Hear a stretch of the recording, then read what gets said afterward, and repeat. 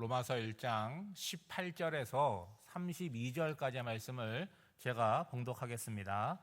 하나님의 진노가 불의로 진리를 막는 사람들의 모든 경건하지 않음과 불의에 대하여 하늘로부터 나타나나니 이는 하나님을 알만한 것이 그들 속에 보임이라. 하나님께서 이를 그들에게 보이셨느니라. 창세로부터 그의 보이지 아니하는 것들 곧 그의 영원하신 능력과 신성이 그가 만드신 만물에 분명히 보여 알려졌나니 그러므로 그들이 핑계하지 못할지니라. 하나님을 알되 하나님을 영화롭게도 아니하며 감사하지도 아니하고 오히려 그 생각이 허망하여지며 미련한 마음이 어두워졌나니 스스로 지혜 있다 하나 어리석게 되어 썩어지지 아니하는 하나님의 영광을 썩어질 사람과 새와 짐승과 기어다니는 동물 모양의 우상으로 바꾸었느니라. 그러므로 하나님께서 그들의 마음의 정욕대로 더러움에 내버려 두사 그들의 몸을 서로 욕되게 하게 하셨으니 이는 그들이 하나님의 진리를 거짓 것으로 바꾸어 피조물을 조물주보다 더 경배하고 섬김이라. 주는 곧 영원히 찬송하실 이시로다. 아멘. 이 때문에 하나님께서 그들을 부끄러운 욕심에 내버려 두셨으니 곧 그들의 여자들도 순례대로 쓸 것을 바꾸어 영리로 쓰며 그와 같이 남자들도 순리대로 여자 쓰기를 버리고 서로 향하여 음욕이 부릴 듯하며 남자가 남자와 더불어 부끄러운 일을 행하여 그들의 그릇 때문에 상당한 보응을 그들 자신이 받았느니라. 또한 그들이 마음에 하나님 되기를 싫어하며 하나님께서 그들을 그 상실한 마음대로 내버려 두사 합당하지 못한 일을 하게 하셨으니 곧 모든 불의, 추악, 탐욕, 악의가 가득한 자요 시기, 살인, 분쟁, 사기, 악독이 가득한 자요 수군수군하는 자요 비방하는 자요 하나님께서 미워하시는 자요 능욕하는 자요 교만한 자요 자랑하는 자요 악을 도모하는 자요 부모를 거역하는 자요 우매한 자요 배약하는 자요 무정한 자요 무자비한 자라. 그들이 이 같은 일을 행하는 자는 사형에 해당한다고 하나님께서 정하심을 알고도 자기들만 행할 뿐 아니라 또한 그런 일을 행하는 자들을 옳다 하느니라. 아멘. 오늘 본문을 보면서 한 10수년 전에 있었던 한 일이 떠올랐습니다. 교회에서 비전 트립을 떠나려고 공항에 갔었는데 그 당시에 TV 드라마에 나오는 굉장히 유명한 배우를 거기서 보게 된 거예요. 근데 제가 어떤 반응을 보였냐면 너무 반가운 거예요. 하마터면 아는 척을 할 뻔했습니다. 저는 그 사람을 알지만 그 사람은 저를 모르는 거잖아요. 그러면 진정으로 안다고 얘기할 수 있겠습니까? 그 배우의 얼굴을 알아요. 이름도 알고 있죠. 근데 그가 어떤 사람인지 진실로 알지 못하고 그와 말 한마디 섞어본 적이 없습니다. 그러니까 알기는 알지만 진정으로 안다고 할 수가 없겠죠. 그리고 공항에서 그 배우를 봤다는 것을 제가 입 다물고 있었겠습니까? 와가지고 보는 사람들마다 내가 공항에서 그런 배우를 봤다라는 얘기를 했는데 그게 무슨 의미가 있겠습니까? 오늘 본문 말씀을 보면 하나님을 안다라고 얘기하고 있어요. 여러분, 하나님을 안다는 것이 무엇이겠습니까? 21절에 보면 하나님을 알고 있다고 하는데 무엇을 알고 있고 어떻게 알게 된 것입니까? 여러분, 20절에 보면 중요한 말씀을 하고 있어요. 창세로부터 그의 보이지 아니하는 것들 곧 그의 영원하신 능력과 신성이 그가 만드신 만물에 분명히 보여 알려졌다라고 얘기하고 있어요. 여러분, 자연 계시를 이야기하는 것입니다. 보편적인 사람들이 살면서 느끼는 거예요. 여러분, 오늘 아침에 이렇게 교회 오실 때 어떤 느낌이 드셨어요? 야, 시원하다라는 느낌이 드셨을 거예요. 계절이 바뀌잖아요. 봄이 지나가고 여름이 지나가고 가을이 옵니다. 그리고 밤이 지나가고 아침이 와요. 또 인생의 어떤 경험을 통해서 신적인 존재가 있는 것 같다, 그런 느낌을 받는 거죠. 특별히 아이들이 태어나고 한 인생이 인생을 살고 죽고 나는 것을 보면서 신이 있는 것 같다, 그런 생각을 하게 되죠. 그러니까 신앙을 갖고 있느냐 교회를 다니느냐 그런 여부를 떠나서 인생의 위기 앞에 신적인 존재를 찾는다는 거예요. 그러니까 우리 속에는 예수를 믿건 안 믿건 모든 사람들의 마음 가운데 뭐가 있어요? 신에 대한 희미한 기억들이 있는 거예요. 그런데 뭐가 다른 것입니까? 그 희미한 기억들을 명확한 사실로 받아들이는 그런 노력을 하지 않는다는 거죠. 뭐만 필요한 거예요? 오늘 내가 만난 문제, 이 사건, 이것만 어떤 존재든지 상관이 없어요. 그 신전 존재가 있다면 그게 하나님이든지 다른 존재이든지 문제만 해결되기를 바랄 뿐이죠. 하나님께서 내 인생을 이끌어 가시고 내 인생을 인도하시는데 그것을 모르니까 감사할 일도 없는 것이죠. 그리고 그분을 높여드리지도 않습니다. 그러니까 사람들은 다 어떻게 살아가는 거예요? 내가 원하는 대로 살아가는 거예요. 우리 인생의 욕망들, 그리고 우리 인생에 하고 싶은 것들을 추구하며 살아갑니다. 어떤 상황에서도 한결같은 모습이 아니라 나에게 이익이 되는 방향으로 살아가려고 애를 쓰는 거죠. 오늘 말씀해 보니까 이들은 자신의 판단과 행동을 어떻게 여기는 거예요? 지혜롭다라고 여긴다는 거예요. 근데 결과적으로 보면 어리석은 사람들이다라고 성경은 평가하고 있어요. 이유가 뭐겠습니까? 근본적인 이유는 내가 내 인생의 하나님, 주인이 되어서 살아가기 때문이라는 거예요.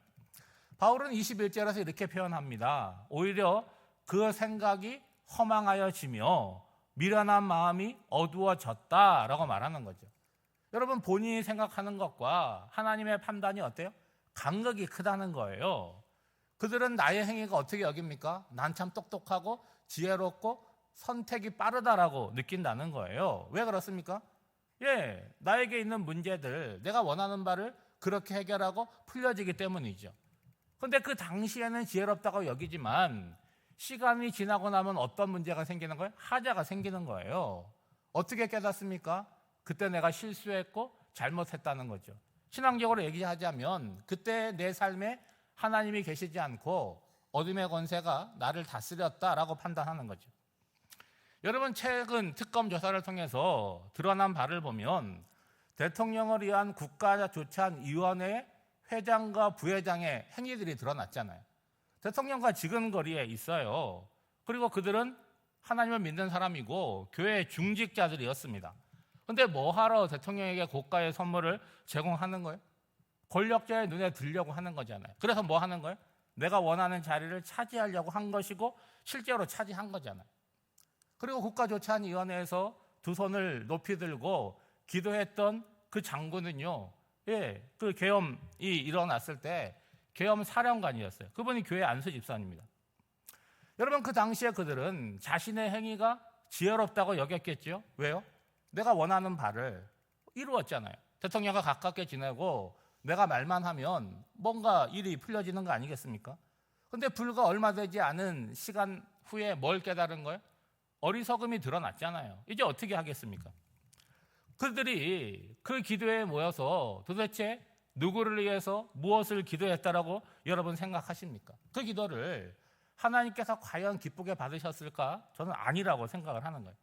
여러분, 18절 말씀해 보면 하나님의 진노가 불의로 진리를 막는 사람들의 모든 경건하지 않음과 불의에 대해서 하늘로부터 나타난다라고 말씀하고 있죠.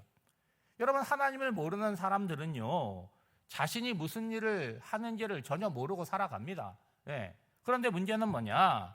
하나님을 믿는다고 하는 거예요. 더욱이 오래 교회를 다녔고 잘 믿는다고 하는 사람들이 문제라는 거예요. 외적으로는 어때요? 경건해 보입니다. 교회에 빠지지 않고 잘 나가고 교회 중직이 되었어요. 그런데 그 나타나는 모습을 보면 앞서서도 말씀드렸지만 불의로 진리를 막고 있고 경건하지 않다는 거예요. 그러니까 말끝마다 하면 하나님을 이야기하고 하나님께 하신 일들을 이야기하는데 그를 통해서 나타나는 모습들을 보면 하나님의 흔적을 찾아볼 수 없다는 거예요. 그러면 여러분 생각해 보세요. 그의 입으로 하나님의 애를 부른다라고 하는 것은 십계명 세 번째 계명에 나오는 것처럼 여호와 이름을 망령되이 부르는 거 아니겠습니까? 어떻게 죄가 없다라고 얘기할 수 있겠어요? 여러분, 제가 이런 이야기를 하면 우리가 남의 얘기하는 것 같잖아요. 어떤 특정한 사람을 얘기하는 것 같은데 그런 것이 아닙니다. 우리 이야기를 하는 거예요. 여러분, 우리는 언제든지 넘어질 준비가 되어 있는 사람이라는 거예요. 예수를 믿기 때문에 끝난 것이 아니라는 거예요. 날마다 배우고 깨닫고 기도하지 않으면 여러분 연약함으로 범죄할 수밖에 없다는 거예요. 이렇게 한번 표현해 보겠습니다. 여러분, 요즘은 자동문이 많잖아요. 예? 내가 의도하지 않아도 그 앞에 가면 어때요? 문이 착 열리지 않아요.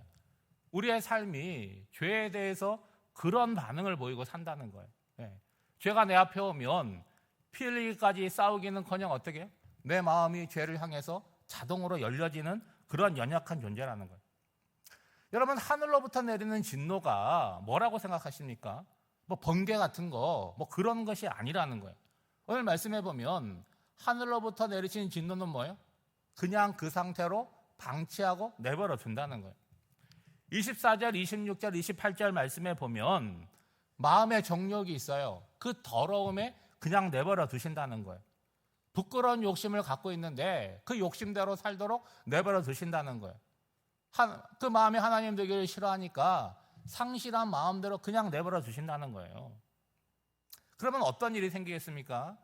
내가 하나님 보시기에 죄를 저질렀는데 두려웠어요. 근데 내버려 두시니까 아무 일도 일어나지 않습니다. 그러면 시간이 지나면서 어떻게 되겠어요? 두려움은 사라지고 아무 일도 없네? 담대해지겠죠. 그러면 내버려 둔다는 건 뭐예요? 그 상태를 유지하는 것이 아니라 그 나쁜 상태, 악한 상태를 강화하도록 만들어버린다는 거죠. 여러분, 하나님을 등지고 살아가고 하나님이 그냥 방치한 인생이 어떻게 되겠습니까? 정욕대로 살아가게 된다는 거예요. 여러분, 인간의 정욕이 이끄는 그 욕망대로 사는 모습이 뭐래요? 하나님의 창조 질서를 따라 순리대로 살아가는 것이 아니라 그거를 뒤집어서 영리로 살아간다는 거예요.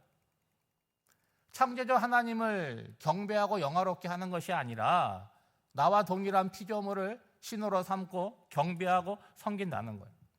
인간성을 상실하고 짐승들처럼 그런 본능적인 모습으로 살아가는 거죠. 여러분, 사람과 짐승이 다른 점이 뭡니까? 본능대로 살아가지 않는 거예요. 그러한 행위들에 대해서 어떤 말을 갖다가 대고 설명한다고 해도 하나님의 창조 질서에 어긋나는 삶을 살아가는 책임은 누구한테 있는 거예요? 변명의 여지 없이 그 스스로에게 있는 거죠. 여러분, 우리도 다 마음의 욕망이 있지 않습니까? 내가 살고 싶은 그런 삶들이 다 있어요. 그렇지만 나의 사람됨, 나의 인격, 그리고 사회적인 신분, 더욱이 내가 속해 있는 가정, 공동체를 위해서 뭐 하는 거예요? 절제하고 나를 다스리고 살아가는 거죠. 인간의 윤리가 있고 도덕이 있고 법이 있습니다. 거기에 거슬리지 않고 살아가려고 애를 쓰는 거죠. 게다가 우리는 한 걸음 더 나가 하나님을 알고 살아가는 신앙인이기 때문에 그 범주가 어때요? 세상 사람보다 더 넓고 더 깊이가 있어야 된다는 거죠. 왜 마음에 하나님 모시기를 싫어할까요? 불편하기 때문에 그런 거예요. 여러분, 내가 살고 싶은 욕망이 있는데 내 곁에 하나님이 계세요. 내 마음에 하나님이 주인 되어 계세요. 그러면 어떻게 되겠습니까? 계속해서 마음에 갈등이 일어나게 될 거 아니겠어요? 그리고 나를 감시하는 느낌이 들지 않겠습니까? 인간이 가지고 있는 욕망은요, 하나님의 뜻과 언제나 불일치한다는 거예요. 그러니까 어떻게 하고 싶은 거예요? 하나님이 계시다는 건 알지만 애써 외면하고 내 뜻대로 살고 싶어 하는 거죠. 그러한 자를 하나님께서 어떻게 하신다는 거예요? 그 상실한 마음대로 내버려 두신다는 거예요.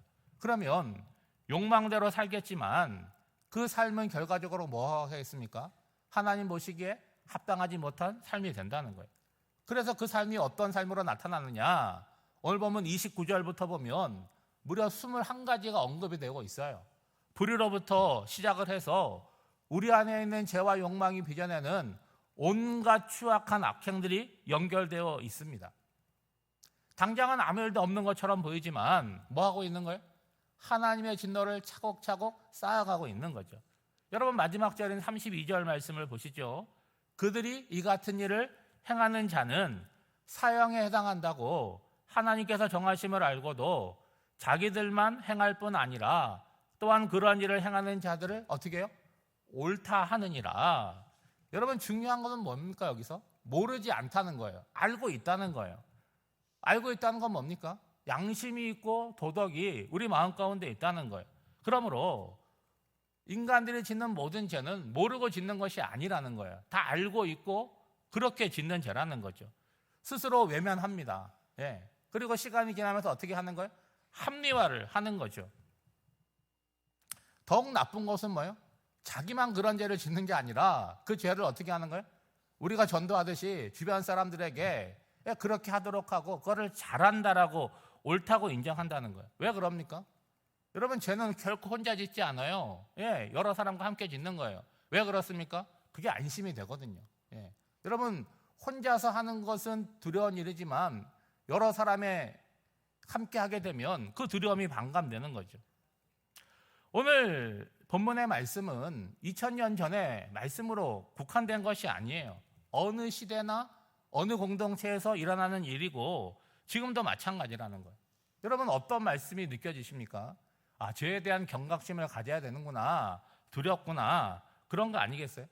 그런데 죄에 대해서 경각심을 갖는 것을 넘어서서 근본적으로 이 문제를 해결하기 위해서 어떻게 해야 되겠어요? 하나님과 가까워지고 친밀해지는 거죠. 내 마음에 하나님 모시기를 싫어할 때 상실한 마음에 방치되는데, 그러면은 그걸 회복하는 방법은 간단한 거 아니겠어요? 내 마음에 하나님 모시기를 기뻐하고 즐거워하면 되는 거 아니겠습니까? 그렇게 되면 자연스럽게 죄와 멀어지게 되는 거 아니겠어요? 오늘 한날을 살아갈 때도 여러분, 내가 하나님을 믿는 사람이니까 내 마음에 하나님을 주인으로 모시고 반듯하게 살아나가는 복된 한날이 되시기를 주님의 이름으로 축복합니다. 기도하겠습니다. 하나님을 믿는다는 것은 우리의 삶을 거룩하고 아름답게 만든다는 것을 깨닫습니다. 우리를 천하보다 귀한 존재로 만드셨는데 불의와 불경건한 자리에 머물지 않고 하나님을 날마다 알아가고 친밀한 교제 가운데로 나아가게 하옵소서. 그리하여 우리 안의 죄와 유혹을 물리치고 거룩한 성품으로 채우고 세상의 지혜가 아니라 하나님의 지혜로 살아가게 하옵소서. 선과 악, 진리와 거짓을 분별하고 선과 진리의 자리에 서게 하시며 악과 거짓을 단호하게 물리치게 하옵소서. 새로운 달과 계절을 맞이하여 상공사공 공동체와 갈래부의 모임이 시작됩니다.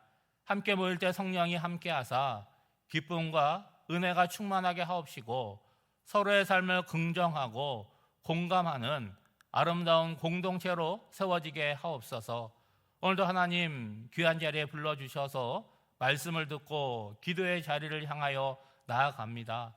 얕은 물가에만 머물지 않게 해주시고 주님과 함께 저 깊은 자리로 나아가는 복된 시간이 되게 하여 주시고 이 새벽에 주님께 드린 기도가 오늘 한날을 살아가는 우리의 삶을 경건하고 아름답게 세워주실 줄 믿사오며 이 모든 간구를 예수님의 이름으로 기도하옵나이다. 아멘.